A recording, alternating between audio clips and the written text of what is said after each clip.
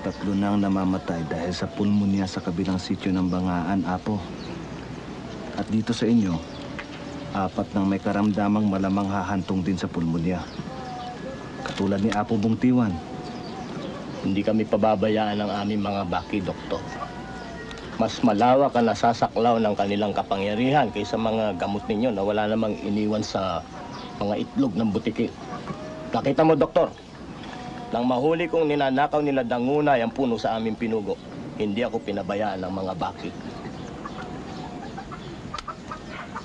Talagang kahit nung kabataan pa namin ni Dangunay, hindi na kami nagkakalayo sa aming mga paniniwala at mga iniisip gawin.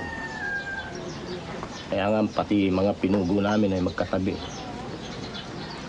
Ngunit totoong mahirap tiyakin, Doktor, na ang punong kapwa namin binantayan ay may mga ugat ngang gumagapang patungo sa dako nila. Bagamat nakatitiyak ako na ang mga dahon ng punong yun ay bumabagsak at naaagnas sa dako namin. Pumayag na kayo sa hidit, Apo. Pumayag na si Apo Ginuldang at si Joseph. Ako'y nangangamba sa maaaring idulot ng inyong away. Si Joseph? Nasa lidom si Joseph, Doktor. Kilala mo si Joseph, Dolores?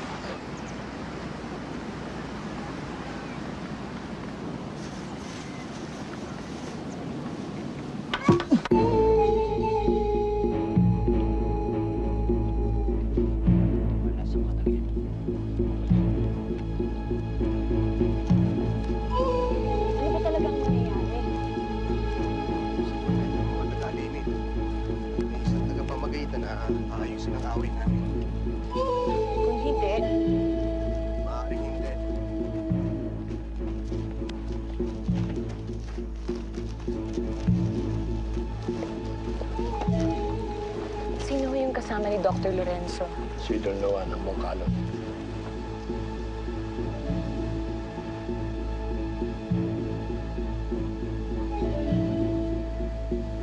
Hindi tayo maaaring manood o sumali sa usapan para lamang sa mga sangkot sa alitan. Hindi sa ating tagalabas. Hali kayo, Atiwan. Ginuldang. Nadaanan ko ang mga bukid ninyo. Habang ako ay patungo rito kanina, magaganda sila. Hindi kami nagkulang ng alay sa mga matunglan. Lalong hindi kami. Tila nga, malinaw na matutuwa ang mga bathala ng palay sa inyo. Sayang kung mapipinsala ang kanilang biyaya sa tao. Sayang kung ang ginto ng palay ay mawawalan ng saysay. Kung mababahira ng pula ng dugo dahil sa ang pinili nating anihin ay buhay ng ating kapwa at hindi ang palay.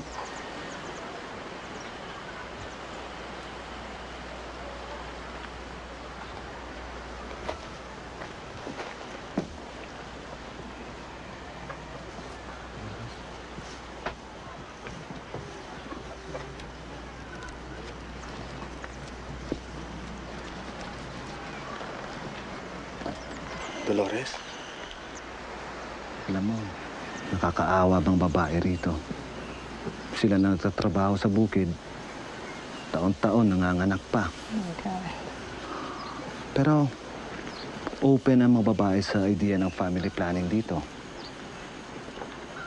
Nahihirapan na ako magpaliwanag sa kanila. Baka pwede mo akong matulungan. Babae ka. Doktor pa. Doktor, kailangan po kayo sa amin.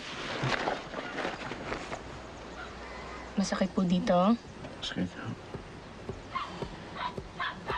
Pneumonia to.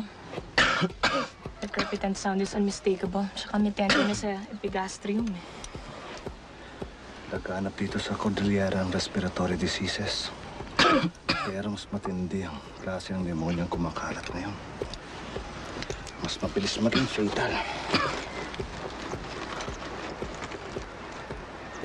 As ang temperature niya, 5 nang bumagsak dito sa Bangaan.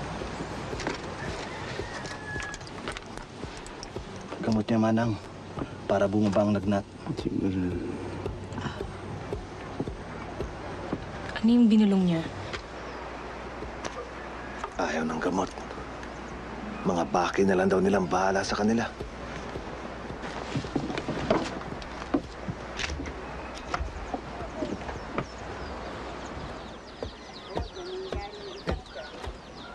Bakit mo iniwan, Doc?